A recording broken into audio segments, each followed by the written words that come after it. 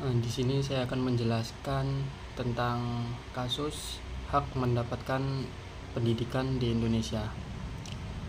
Penjelasan tentang hak mendapatkan pendidikan di Indonesia yaitu kasus yang sering dibahas di masyarakat Indonesia terkait dengan hak dan kewajiban warga negara adalah hak untuk mendapatkan pendidikan.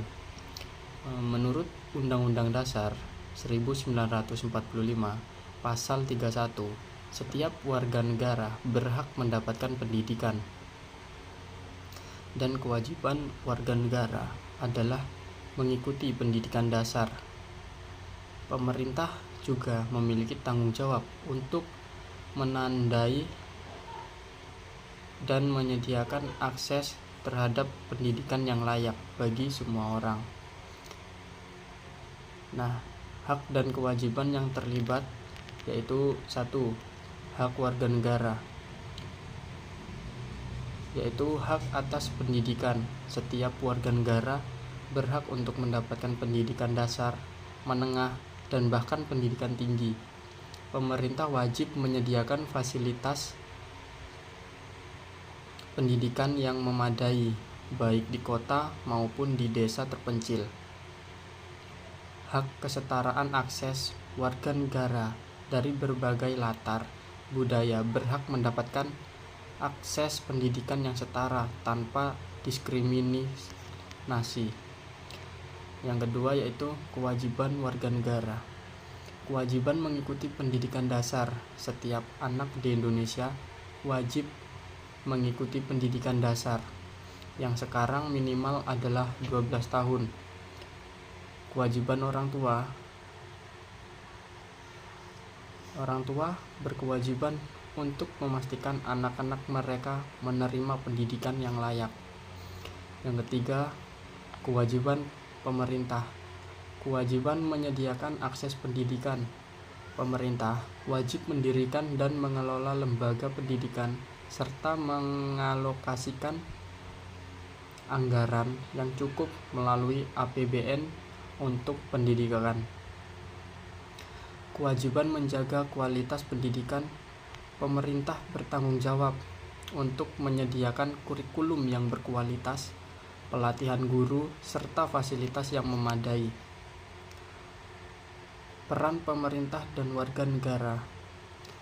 Pemerintah Indonesia telah berupaya memastikan hak pendidikan melalui berbagai kebijakan, seperti program Indonesia Pintar yang memberikan bantuan finansial kepada siswa dari keluarga miskin. Namun, terdapat tantangan seperti kualitas pendidikan yang masih rendah di beberapa daerah, ketimpangan fasilitas antara kota dan pedesaan, serta kurangnya tenaga pengajar yang berkualitas di wilayah terpencil. Peran warga negara. Masyarakat, terutama orang tua, memiliki kewajiban moral dan hukum untuk memastikan anak-anak mereka mendapat pendidikan. Di sisi lain, ada kendala seperti kemiskinan yang menghambat orang tua dalam memenuhi kewajiban ini, karena mereka lebih fokus mencari nafkah daripada mendukung pendidikan anak-anak mereka. Nah, apakah pemerintah dan warga negara menjalankan tugasnya? Jadi, pemerintah telah melakukan berbagai upaya untuk memperluas akses pendidikan, tetapi belum sepenuhnya berhasil. Masih ada daerah-daerah di Indonesia yang mengalami kekurangan guru, infrastruktur yang buruk, dan fasilitas pendidikan yang tidak memadai. Dari sisi warga negara, terutama di daerah pedesaan dan daerah terpencil, masih ada tingkat putus sekolah yang tinggi karena faktor ekonomi dan budaya, yang menunjukkan bahwa kewajiban mereka dalam mendukung pendidikan anak belum sepenuhnya dilaksanakan. Dampak jika hak tidak dipenuhi atau kewajiban tidak dilaksanakan yaitu ada 3. Yang pertama itu bagi individu, kurangnya kemampuan untuk bersaing. Anak-anak yang tidak mendapatkan pendidikan yang layak akan sulit bersaing di dunia kerja, sehingga potensi mereka untuk keluar dari lingkaran kemiskinan berkurang. Ada juga keterbatasan pengetahuan.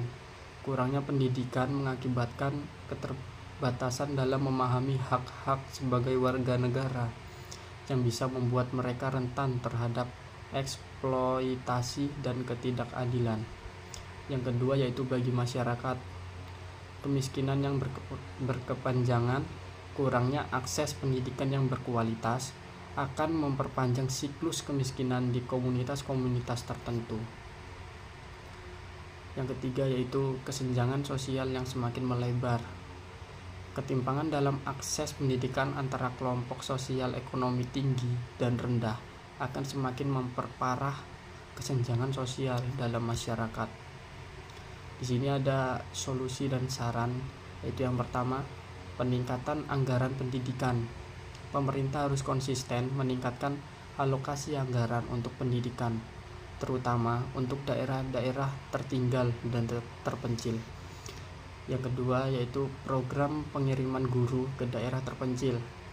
Pemerintah perlu membuat program yang lebih masif untuk mengirimkan guru-guru berkualitas ke daerah terpencil dan memberikan insentif yang memadai bagi mereka agar termotivasi untuk tinggal dan mengajar di daerah tersebut.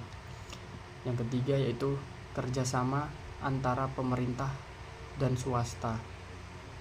Pemerintah bisa bekerja sama dengan pihak swasta untuk membangun sekolah-sekolah yang berfasilitas baik dan menyediakan biaya siswa bagi siswa yang kurang mampu. Jadi itu penjelasan saya tentang hak mendapatkan pendidikan di Indonesia. Referensi ini saya dapat dari Undang-Undang Dasar Negara Republik Indonesia tahun 1945 pasal 31